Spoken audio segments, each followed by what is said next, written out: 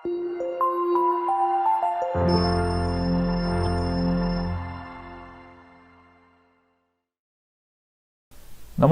ಗೆಳೆಯರೇ, ಅಮೋಘ ವರ್ಷ ಕೋಚಿಂಗ್ ಸೆಂಟರ್ಗೆ ನಿಮಗೆಲ್ಲ ಸ್ವಾಗತ. ಇವತ್ತಿನ ದಿನಾಂಕ 8 ಜುಲೈ 2022. ಈ ದಿನದ ಪ್ರಮುಖವಾದಂತಹ ಪ್ರಚಲಿತ ಘಟನೆಗಳ ಟಾಪಿಕ್ಗಳನ್ನು ಡಿಸ್ಕಸ್ ಮಾಡೋಣ. ಡಿಸ್ಕಷನ್ ಸ್ಟಾರ್ಟ್ ಮಾಡೋದಕ್ಕಿಂತ ಮುಂಚೆ ಒಂದು ಅನೌನ್ಸ್ಮೆಂಟ್. ನಮ್ಮ PSI ಮತ್ತು PC ಬ್ಯಾಚ್ಗಳು ಪ್ರಾರಂಭವಾಗ್ತಾ ಇದ್ದು, ಇಂಟ್ರೆಸ್ಟೆಡ್ ಸೀರಿಯಸ್ ಆಸ್ಪಿರೆಂಟ್ಸ್ಗಳು ವಿಜಯನಗರದಲ್ಲಿರುವಂತಹ ಅಮೋಘ ವರ್ಷ ಅಕಾಡೆಮಿಗೆ ಭೇಟಿ ನೀಡಿ ರಿಜಿಸ್ಟ್ರೇಷನ್ ಮಾಡಿಕೊಂಡು ಅಡ್ಮಿಷನ್ ಮಾಡ್ಕೋಬಹುದು. ಇನ್ನೂ ಹೆಚ್ಚಿನ ಮಾಹಿತಿಗಾಗಿ ಕೆಳಗಿನ ಕಾಂಟ್ಯಾಕ್ಟ್ ನಂಬರ್ಗೆ ಸಂಪರ್ಕಿಸಬಹುದು. ಅದೇ ರೀತಿ ನಮ್ಮ ಯೂಟ್ಯೂಬ್ ಚಾನಲ್ ಅಮೋಘ ವರ್ಷ ಅಕಾಡೆಮಿಯನ್ನು ಸಬ್ಸ್ಕ್ರೈಬ್ ಮಾಡಿ, ಬೆಲ್ ಐಕಾನನ್ನು ಕ್ಲಿಕ್ ಮಾಡಿ ಅಂತ ಹೇಳ್ತಾ ಒಂದು GK ಪ್ರಶ್ನೆಯನ್ನು ಇವತ್ತು ಡಿಸ್ಕಸ್ ಮಾಡೋಣ. ಸರಿಯಾದ ಉತ್ತರವನ್ನು ಕಮೆಂಟ್ ಮಾಡಬೇಕು. ಪ್ರಶ್ನೆ: ಈಸ್ಟ್ ಇಂಡಿಯಾ ಕಂಪನಿಯ ಕೊನೆ ಗವರ್ನರ್ ಜನರಲ್ ಯಾರು ಅಂತ ಕಮೆಂಟ್ ಬಾಕ್ಸ್ನಲ್ಲಿ ಕಮೆಂಟ್ ಮಾಡಬೇಕು. Who was the last governor general of East India company? Option A Lord Ellenborough, option B Lord Elgin I, option C Lord Dalhousie, option D Lord Canning ಅಂತ. ಸರಿಯಾದ ಉತ್ತರವನ್ನು comment ಬಾಕ್ಸ್ನಲ್ಲಿ comment ಮಾಡಿ. ನಾಳೆ ಈ ಪ್ರಶ್ನೆಯ ಸರಿಯಾದ ಉತ್ತರವನ್ನು ಡಿಸ್ಕಸ್ ಮಾಡೋಣ. ಇನ್ನು ನಾವು ಇವತ್ತು ಡಿಸ್ಕಸ್ ಮಾಡ್ತಾ ಇರೋ ಆರ್ಟಿಕಲ್ಗಳಿಗೆ ಸಂಬಂಧಿಸಿದಂತಹ ಮೊದಲ ಪ್ರಶ್ನೆಯನ್ನು ಡಿಸ್ಕಸ್ ಮಾಡೋಣ. ಭಾರತದ ದಕ್ಷಿಣ ರಾಜ್ಯಗಳಲ್ಲಿ ಬಿಜೆಪಿಯಿಂದ ಆಯ್ಕೆಯಾದಂತಹ ರಾಜ್ಯಸಭಾ ಸದಸ್ಯರಲ್ಲಿ ಈ ಕೆಳಗಿನವರು ಯಾರು ನಾಮನಿರ್ದೇಶಿತ ಸದಸ್ಯರಲ್ಲ ಅಂತ ಪ್ರಶ್ನೆ ಇದೆ. ಈ ಕೆಳಗಿನ ಲಿಸ್ಟ್ನಲ್ಲಿ ಯಾರು ರಾಜ್ಯಸಭಾ ಸದಸ್ಯರಾಗಿಲ್ಲ ಅಂತ ಪ್ರಶ್ನೆ ಇದೆ. Who among the following is not nominated member of Rajya Sabha MPs chosen by BJP from southern states of India? Option A Ilaiyaraaja, option B KV Vijayendra Prasad, option C PT Usha, option D Sadhguru Jaggi Vasudev ಅಂತ. ಸರಿಯಾದ ಉತ್ತರವನ್ನು ತಿಳಿದುಕೊಳ್ಳಲು ಈ ಆರ್ಟಿಕಲ್ ಅನ್ನು ಡೀಟೇಲ್ ಆಗಿ ಡಿಸ್ಕಸ್ ಮಾಡೋಣ. Ruling ಪಾರ್ಟಿಯಲ್ಲಿ ಅಥವಾ ಆಡಳಿತಾರೂಢವಾದಂತಹ BJP ದಕ್ಷಿಣದ ರಾಜ್ಯಗಳಿಂದ 4 ಹೆಸರಾಂತ ವ್ಯಕ್ತಿಗಳನ್ನು ರಾಜ್ಯಸಭೆಗೆ ನಾಮನಿರ್ದೇಶನ ಮಾಡಿದೆ ಅಥವಾ ನಾಮಿನೇಷನ್ ಮಾಡಿದೆ.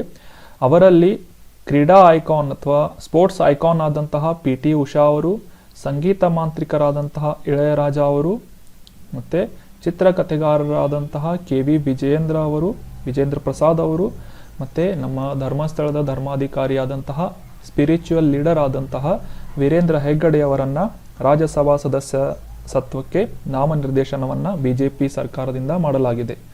ಸೊ ಪ್ರಶ್ನೆಗೆ ಹಿಂತಿರುಗೋದಾದರೆ, ಈ ಒಂದು ಲಿಸ್ಟ್ನಲ್ಲಿ ಯಾರು ರಾಜ್ಯಸಭಾ ಸದಸ್ಯತ್ವಕ್ಕೆ ನಾಮನಿರ್ದೇಶನ ಆಗಿಲ್ಲ ಅಂತ ಪ್ರಶ್ನೆ ಇದೆ. ಸೊ ಸರಿಯಾದ ಉತ್ತರ ಆಪ್ಷನ್ D ಸದ್ಗುರು ಜಗ್ಗಿ ವಾಸುದೇವ್. ಯಾಕಂದರೆ ಇಳಯರಾಜ, KV ವಿಜೇಂದ್ರ ಪ್ರಸಾದ್, PT ಉಷಾ ಅವರು ಆಯ್ಕೆಯಾದಂತಹ 4 ಸದಸ್ಯರಲ್ಲಿ 3 ಜನ, ಮತ್ತು ಇನ್ನೊಬ್ಬರು ಧರ್ಮಸ್ಥಳದ ಧರ್ಮಾಧಿಕಾರಿಯಾದಂತಹ ವೀರೇಂದ್ರ ಹೆಗ್ಗಡೆಯವರು ಈ ರಾಜ್ಯಸಭಾ ಸದಸ್ಯಕ್ಕೆ BJPಯಿಂದ ನಾಮಿನೇಷನ್ ಆಗಿದ್ದಾರೆ. ಇನ್ನು ಮುಂದಿನ ಪ್ರಶ್ನೆಯನ್ನು ನೋಡೋದಾದರೆ, ಆರ್ಟಿಫಿಷಿಯಲ್ ಇಂಟೆಲಿಜೆನ್ಸ್ AI ಅಂತ ಕರಿತೇವೆ, ಇದರ ಒಂದು ಸೆಂಟರ್ ಆಫ್ ಎಕ್ಸಲೆನ್ಸ್ ಅನ್ನ ರೀಸೆಂಟ್ ಆಗಿ ಇನಾಗ್ರೇಟ್ ಮಾಡಲಾಯಿತು. ಅದು ಎಲ್ಲಿ ಅಂತ ನೀವು ಹೇಳಬೇಕು. Option A Mumbai, option B Bengaluru, option C Kolkata, option D Delhi ಅಂತ. ಸರಿಯಾದ ಉತ್ತರವನ್ನು ತಿಳಿದುಕೊಳ್ಳಲು ಈ ಆರ್ಟಿಕಲ್ ಅನ್ನು ಡಿಸ್ಕಸ್ ಮಾಡೋಣ. NSUT ಅಥವಾ Netaji Subhash Chandra institute of technology, ಇದು ದೆಹಲಿಯಲ್ಲಿದೆ. ಈ ಒಂದು ಇನ್ಸ್ಟಿಟ್ಯೂಟ್ನಲ್ಲಿ ಕೃತಕ ಬುದ್ಧಿಮತ್ತೆ ಕೇಂದ್ರ ಅಥವಾ artificial intelligence centre of excellence ಅನ್ನು ರೀಸೆಂಟ್ ಆಗಿ ಉದ್ಘಾಟನೆ ಮಾಡಲಾಯಿತು. ದೆಹಲಿಯಲ್ಲಿ ಈ ಒಂದು ಸೆಂಟರನ್ನು ಉದ್ಘಾಟನೆ ಮಾಡಲಾಗಿದೆ. ದೆಹಲಿಯ ಉಪಮುಖ್ಯಮಂತ್ರಿಯಾದಂತಹ ಮನೀಶ್ ಸಿಸೋಡಿಯಾ ಅವರು ಇದೇ ಸಂದರ್ಭದಲ್ಲಿ ಈ ವಿಶ್ವವಿದ್ಯಾನಿಲಯಗಳು ಪ್ರಸ್ತುತ ವರ್ತಮಾನದಲ್ಲಿ ಕೃತಕ ಬುದ್ಧಿಮತ್ತೆಯ ಶ್ರೇಷ್ಠತೆಯ ಒಂದು ಕೇಂದ್ರವನ್ನು ದೆಹಲಿಯಲ್ಲಿ ಹೊಂದಲು ಹೆಮ್ಮೆ ಪಡುತ್ತವೆ ಅಂತ ಒಂದು ಒಪಿನಿಯನ್ ಅನ್ನು ಹೇಳಿದ್ದಾರೆ. ಅದೇ ರೀತಿ ಇದು ವಿಶ್ವವಿದ್ಯಾನಿಲಯವನ್ನು ಮುನ್ನಡೆಸುವ ಮತ್ತು ಸಕ್ರಿಯವಾಗಿ ಕಾರ್ಯನಿರ್ವಹಿಸುವ ಒಂದು ಯುವ ಜನರ ಉನ್ನತ ಚಿಂತನೆಯನ್ನು ಪ್ರದರ್ಶಿಸುವ ಒಂದು ಉದ್ದೇಶದಿಂದ ಈ ಒಂದು ಆರ್ಟಿಫಿಷಿಯಲ್ ಇಂಟೆಲಿಜೆನ್ಸ್ ಅಥವಾ ಕೃತಕ ಬುದ್ಧಿಮತ್ತೆಯ ಕೇಂದ್ರವನ್ನು ದೆಹಲಿಯ Netaji Subhash institute of technology NSUT ಅಲ್ಲಿ ಪ್ರಾರಂಭ ಮಾಡಲಾಗಿದೆ. ಈ ಆರ್ಟಿಫಿಷಿಯಲ್ ಇಂಟೆಲಿಜೆನ್ಸ್ ಅಂದರೆ ಏನು ಅಂತ ತಿಳ್ಕೊಳ್ಳೋಣ. ಈ ಆರ್ಟಿಫಿಷಿಯಲ್ ಇಂಟೆಲಿಜೆನ್ಸ್ ಎಂಬುವ ಪದ ಏನಿದೆ, ಈ ಮಾನವನ ಬುದ್ಧಿವಂತಿಕೆಯ ಪ್ರಕ್ರಿಯೆಗಳಾದಂತಹ ಧ್ವನಿ ಗುರುತಿಸುವುದಾಗಿರ್ಬೋದು, ದೃಷ್ಟಿ ಅರಿವಿನ ಸಂವೇದನೆಗಳನ್ನು ಅನುಸರಿಸುವುದಾಗಿರ್ಬೋದು, ಅದೇ ರೀತಿ ನ್ಯಾಚುರಲ್ ಲ್ಯಾಂಗ್ವೇಜ್ ಪ್ರೊಸೆಸಿಂಗ್ ಅಥವಾ ನೈಸರ್ಗಿಕ ಭಾಷಾ ಸಂಸ್ಕರಣೆ, ಈ ರೀತಿಯಾದಂತಹ ಕಾಗ್ನಿಟಿವ್ ಫಂಕ್ಷನ್ಗಳು, ಯಾವ ರೀತಿ ಮಾನವ ಈ ರೀತಿಯ ಫಂಕ್ಷನ್ಗಳನ್ನು ಪರ್ಫಾರ್ಮ್ ಮಾಡ್ತಾನೆ, ಅದೇ ರೀತಿಯಾದಂತಹ ಪ್ರಕ್ರಿಯೆಗಳನ್ನು ಯಂತ್ರವು ಕೂಡ ಮಾಡುವಂತಹ ಒಂದು ಸಾಮರ್ಥ್ಯವನ್ನು ಹೊಂದಿರುವಂತಹ ವಿಶೇಷತೆಯನ್ನು ಈ ಆರ್ಟಿಫಿಷಿಯಲ್ ಇಂಟೆಲಿಜೆನ್ಸ್ ಅಂತ ನಾವು ಗುರುತಿಸಬಹುದಾಗಿದೆ. ಇನ್ನು ಪ್ರಶ್ನೆಗೆ ಹಿಂತಿರುಗೋದಾದರೆ, ಈ artificial intelligence centre of excellence ಅನ್ನು ಇತ್ತೀಚೆಗೆ ಆಪ್ಷನ್ ಡಿ ದೆಹಲಿಯಲ್ಲಿ ಉದ್ಘಾಟನೆ ಮಾಡಲಾಯಿತು. ಸೊ ಈ ರೀತಿಯಾದಂತಹ ಕ್ವಶನ್ ಆನ್ಸರ್ ಮೆಥಡ್ನಲ್ಲಿ ಆರ್ಟಿಕಲ್ಗಳನ್ನು ಡಿಸ್ಕಸ್ ಮಾಡುವುದು ಈಸಿ ಆಗುತ್ತೆ ಅಂತ ಅನ್ಕೋತೀನಿ. ಸೊ ನಿಮ್ಮ ಅನಿಸಿಕೆಗಳನ್ನು ಕಮೆಂಟ್ ಬಾಕ್ಸ್ನಲ್ಲಿ ಕಮೆಂಟ್ ಮಾಡಿ ಅಂತ ಹೇಳ್ತಾ ಮುಂದಿನ ಪ್ರಶ್ನೆಯನ್ನು ನೋಡೋಣ. ಪ್ರಶ್ನೆ, ಹ್ಯಾಚೆಟ್ ಇಂಡಿಯಾ ಪ್ರಕಟಿಸಲಿರುವಂತಹ, ಇದು ಒಂದು ಪಬ್ಲಿಕೇಶನ್ ಕಂಪನಿಯಾಗಿದೆ ಹ್ಯಾಚೆಟ್ ಇಂಡಿಯಾ ಅಂತ. ಈ ಸಂಸ್ಥೆಯಿಂದ ಪ್ರಕಟಿಸಲಾಗುವಂತಹ ಮೈಂಡ್ ಮಾಸ್ಟರ್ ಅನ್ನುವ ಪುಸ್ತಕದ ಕರ್ತೃ ಅಥವಾ ಲೇಖಕರು ಯಾರು ಅಂತ ಹೇಳಬೇಕು. Who is the author of mind master book which is about to be published by Hachette India ಅಂತ. Option A Sunil Gavaskar, option B Viswanathan Anand, option C Sunil Chhetri, option D Prashant Kishor. ಈ ಪ್ರಶ್ನೆಯ ಸರಿಯಾದ ಉತ್ತರವನ್ನು ತಿಳಿದುಕೊಳ್ಳಲು ಈ ಆರ್ಟಿಕಲ್ನ ಡೀಟೇಲ್ ಆಗಿ ಅಂಡರ್ಸ್ಟ್ಯಾಂಡ್ ಮಾಡ್ಕೊಳ್ಳೋಣ. ಹ್ಯಾಚೆಟ್ ಇಂಡಿಯಾ 5 ಬಾರಿ ವಿಶ್ವ ಚೆಸ್ ಚಾಂಪಿಯನ್ ಆದಂತಹ ವಿಶ್ವನಾಥನ್ ಆನಂದ್ ಅವರ ಒಂದು ಮೈಂಡ್ ಮಾಸ್ಟರ್ ಅನ್ನುವ ಒಂದು ಆಟೋಬಯೋಗ್ರಫಿಯನ್ನು ರಿಲೀಸ್ ಮಾಡುವ ಒಂದು ನಿರ್ಧಾರವನ್ನು ಮಾಡಿದೆ. ಇದರ ಪೂರ್ಣ ಹೆಸರು mind master winning license from a champion's life ಅಂತ.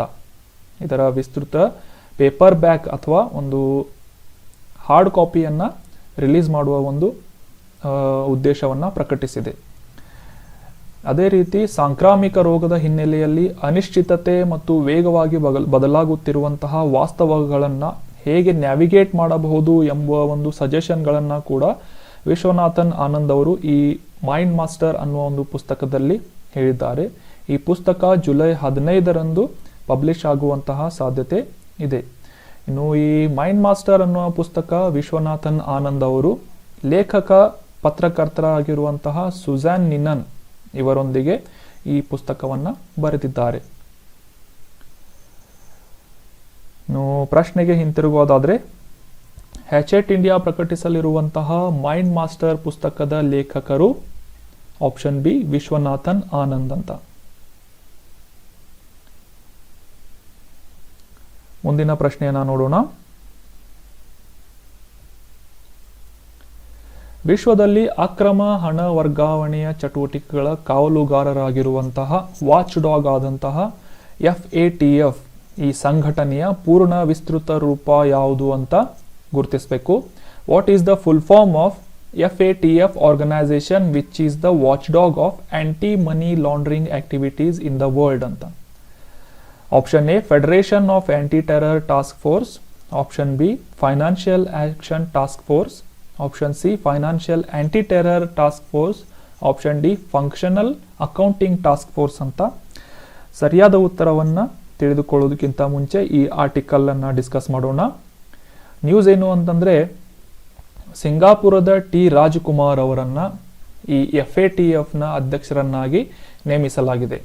FATFನ ವಿಸ್ತೃತ ರೂಪ ಫೈನಾನ್ಷಿಯಲ್ ಆಕ್ಷನ್ ಟಾಸ್ಕ್ ಫೋರ್ಸ್ ಅಂತ.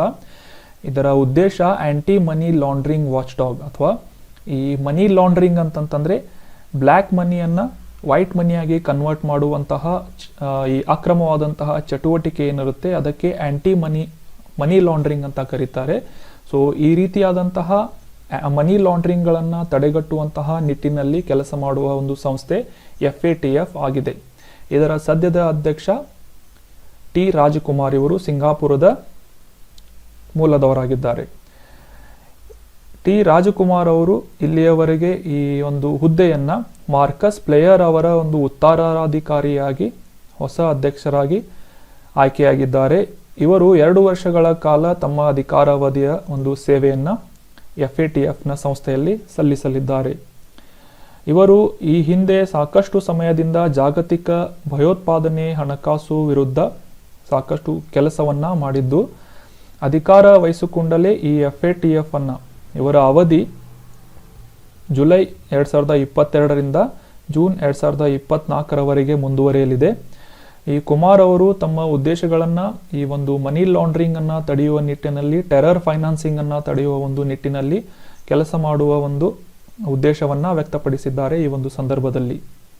ಇನ್ನು FATF ಸಾಕಷ್ಟು ನ್ಯೂಸ್ನಲ್ಲಿ ಇರುತ್ತೆ ಆಗಾಗ. ರೀಸೆಂಟ್ ಆಗಿ ಪಾಕಿಸ್ತಾನವನ್ನ ಈ FATFನ ಒಂದು ಗ್ರೇ ಲಿಸ್ಟ್ನಲ್ಲಿ ಅಥವಾ ಬೂದು ಪಟ್ಟಿಯಲ್ಲಿ ಹಾಕಲಾಗಿತ್ತು. ಸೊ ಹೀಗಾಗಿ FATF ಸಾಕಷ್ಟು ನ್ಯೂಸ್ನಲ್ಲಿರುತ್ತೆ. ಇದರ ಬಗ್ಗೆ ತಿಳ್ಕೊಳ್ಳೋದಾದ್ರೆ ಇದರ ಫುಲ್ ಫಾರ್ಮ್ ಆಗಲೇ ತಿಳಿಸಿದ ಹಾಗೆ ಫೈನಾನ್ಷಿಯಲ್ ಆಕ್ಷನ್ ಟಾಸ್ಕ್ ಫೋರ್ಸ್ ಅಂತ. ಇದರ ಮುಖ್ಯ ಕಚೇರಿ ಅಥವಾ ಹೆಡ್ ಕ್ವಾರ್ಟರ್ ಫ್ರಾನ್ಸ್ ದೇಶದ ಪ್ಯಾರಿಸ್ನಲ್ಲಿದೆ. ಆಗಲೇ ತಿಳಿಸಿದ ಹಾಗೆ ಈ FATFನ ಮುಖ್ಯ ಉದ್ದೇಶ ಏನು ಅಂತಂದ್ರೆ ಮನಿ ಲಾಂಡ್ರಿಂಗ್ ಅಥವಾ ಕಪ್ಪು ಹಣದಿಂದ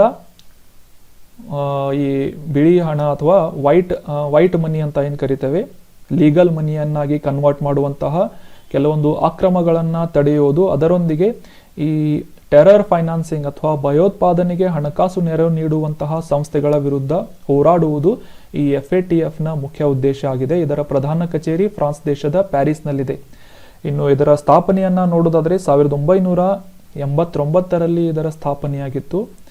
ಇದು ಸದ್ಯಕ್ಕೆ 39 ಸದಸ್ಯರನ್ನ ಒಳಗೊಂಡಿದೆ. ಈ 39 ಸದಸ್ಯರಲ್ಲಿ ಭಾರತವು ಕೂಡ ಒಂದು ಸದಸ್ಯ ರಾಷ್ಟ್ರವಾಗಿ ಸೇರ್ಪಡೆಯಾಗಿದೆ. ಇನ್ನು ಪ್ರಶ್ನೆಗೆ ಹಿಂತಿರುಗೋದಾದ್ರೆ FATFನ ಫುಲ್ ಫಾರ್ಮ್ ಕೇಳಿದ್ದಾರೆ. ಸೊ ಸರಿಯಾದ ಉತ್ತರ option B, financial action task force ಅಂತ. ಇದರ ಉದ್ದೇಶವನ್ನ ಕೂಡ ನೆನ್ಪಿಟ್ಕೊಳ್ಳಿ. ಮನಿ ಲಾಂಡ್ರಿಂಗ್ ಮತ್ತೆ ಟೆರರ್ ಫೈನಾನ್ಸಿಂಗ್ ಅನ್ನ ತಡೆಗಟ್ಟುವುದು, ಅದರ ವಿರುದ್ಧ ಹೋರಾಡುವುದು ಇದರ ಮುಖ್ಯ ಉದ್ದೇಶ ಆಗಿದೆ. ಈಗ ರೀಸೆಂಟ್ ಆಗಿ ಇದರ ಹೊಸ ಅಧ್ಯಕ್ಷರನ್ನ ಆಯ್ಕೆ ಮಾಡಲಾಗಿದ್ದು, ಸಿಂಗಾಪುರದ ಮೂಲದ ಟಿ ರಾಜಕುಮಾರ್ ಅವರನ್ನ ಈ ಒಂದು FATFನ ಅಧ್ಯಕ್ಷರನ್ನಾಗಿ ಆಯ್ಕೆ ಮಾಡಲಾಗಿದೆ. ನಮ್ಮ ಮುಂದಿನ ಪ್ರಶ್ನೆ, ಇತ್ತೀಚೆಗೆ ಬಿಡುಗಡೆಯಾದಂತಹ ಒಂದು ವರದಿ centre for monitoring Indian economy ಅಥವಾ CMIE ಅನ್ನುವ ಸಂಸ್ಥೆಯಿಂದ ಒಂದು ವರದಿಯನ್ನ ಬಿಡುಗಡೆ ಮಾಡಲಾಗಿದೆ. ಇದರ ಪ್ರಕಾರ ಭಾರತದಲ್ಲಿ ನಿರುದ್ಯೋಗದ ದರ ಎಷ್ಟಿದೆ ಅಂತ ಪ್ರಶ್ನೆ ಇದೆ. According to recently released report of CMIE centre for monetary economy ಅಂತ, what is the unemployment rate in India? So ಆಪ್ಷನ್ಗಳಲ್ಲಿ 7.60%, option B 7.83%, option C 7.53%, option D 7.23% ಅಂತ. ಸರಿಯಾದ ಉತ್ತರವನ್ನು ತಿಳ್ಕೊಳ್ಳಲು ಈ ಒಂದು ಕರೆಂಟ್ ಅಫೇರ್ಸ್ ಟಾಪಿಕ್ಗಳನ್ನು ಡಿಸ್ಕಸ್ ಮಾಡೋಣ. ಭಾರತದ ನಿರುದ್ಯೋಗದ ದರ centre for monitoring Indian economy ಅನ್ನುವ ಒಂದು ವರದಿಯ ಪ್ರಕಾರ ಮಾರ್ಚ್ನಲ್ಲಿ 7.60%ನಿಂದ ಏಪ್ರಿಲ್ವರೆಗೆ 7.83%ನಷ್ಟು ಏರಿಕೆಯಾಗಿದೆ ಅಂತ ಈ ಒಂದು ಸಂಸ್ಥೆ ವರದಿ ಮಾಡಿದೆ. ಅದರಲ್ಲಿ ಸ್ಪೆಸಿಫಿಕ್ ಆಗಿ ನಿರ್ದಿಷ್ಟವಾಗಿ ನೋಡೋದಾದ್ರೆ ನಿರುದ್ಯೋಗ ದರದಲ್ಲಿ ಹರಿಯಾಣ ಮತ್ತು ರಾಜಸ್ಥಾನಗಳು ಅಗ್ರಪಟ್ಟಿಯಲ್ಲಿವೆ. ಏಪ್ರಿಲ್ನಲ್ಲಿ ಗ್ರಾಮೀಣ ಪ್ರದೇಶದಲ್ಲಿ ನಿರುದ್ಯೋಗದ ದರ ಏನಿದೆ 7.18%, 7.18% ದಾಖಲಾಗಿತ್ತು. ಮಾರ್ಚ್ನಲ್ಲಿ 7.29% ಕಡಿಮೆಯಾಗಿದೆ. ಅಂದರೆ ಗ್ರಾಮೀಣ ಪ್ರದೇಶದಲ್ಲಿ ನಿರುದ್ಯೋಗದ ಪ್ರಮಾಣ ಕಡಿಮೆಯಾಗಿದ್ದು, ಅರ್ಬನ್ ಏರಿಯಾಸ್ ಅಥವಾ ಈ ನಗರ ಪ್ರದೇಶಗಳಲ್ಲಿ ಈ ಒಂದು ನಿರುದ್ಯೋಗದ ದರ ಹೆಚ್ಚಳವನ್ನ ಕಂಡಿದೆ ಅಂತ ಹೇಳ್ತಾ ಇದೆ ಈ ಒಂದು ರಿಪೋರ್ಟ್. ಇನ್ನು ಹರಿಯಾಣದಲ್ಲಿ ಅತ್ಯಧಿಕವಾದಂತಹ ನಿರುದ್ಯೋಗದ ದರ ದಾಖಲಾಗಿದ್ದು ಸುಮಾರು 34.5%ನಷ್ಟು ನಿರುದ್ಯೋಗ ದರವನ್ನ ಗುರುತಿಸಲಾಗಿದೆ. ಅದಾದ ನಂತರ ರಾಜಸ್ಥಾನದಲ್ಲಿ 28.8%, ಬಿಹಾರದಲ್ಲಿ 21.1%, ಜಮ್ಮು ಮತ್ತು ಕಾಶ್ಮೀರದಲ್ಲಿ 15.6%ಗಳಷ್ಟು ನಿರುದ್ಯೋಗ ದರ ಈ CMIE ನಡೆಸಿದಂತಹ ಸರ್ವೆಯ ಪ್ರಕಾರ ವರದಿಯಲ್ಲಿ ದಾಖಲಾಗಿದೆ. ಪ್ರಶ್ನೆಗೆ ಹಿಂತಿರುಗುವುದಾದ್ರೆ ಈ CMI ಇಂದ ರಿಪೋರ್ಟ್ ಸಲ್ಲಿಸಿದಂತಹ ರಿಪೋರ್ಟ್ನ ಪ್ರಕಾರ ನಿರುದ್ಯೋಗದ ದರ ಭಾರತದಲ್ಲಿ ಎಷ್ಟಿದೆ ಅಂತ ಸರಿಯಾದ ಉತ್ತರ option B 7.83%. So that was all about today's discussion friends. ಈಗ GK ಪ್ರಶ್ನೆಯನ್ನು ಮತ್ತೊಮ್ಮೆ ರಿಪೀಟ್ ಮಾಡ್ತೇನೆ, ಇದರ ಸರಿಯಾದ ಉತ್ತರವನ್ನು ಕಮೆಂಟ್ ಮಾಡಬೇಕು. Who was the last governor general of East India company ಅಂತ. ಈಸ್ಟ್ ಇಂಡಿಯಾ ಕಂಪನಿಯ ಕೊನೆ ಗವರ್ನರ್ ಜನರಲ್ ಯಾರು ಅಂತ ಹೇಳಬೇಕು. ಆಪ್ಷನ್ಗಳಲ್ಲಿ Lord Ellenborough, Lord Elgin one, Lord Dalhousie, Lord Canning ಅಂತ ಇದೆ. ಸರಿಯಾದ ಉತ್ತರವನ್ನು ಕಮೆಂಟ್ ಬಾಕ್ಸ್ನಲ್ಲಿ ಕಮೆಂಟ್ ಮಾಡಿ ಅಂತ ಹೇಳ್ತಾ thank you so much for joining the discussion. Have a nice day.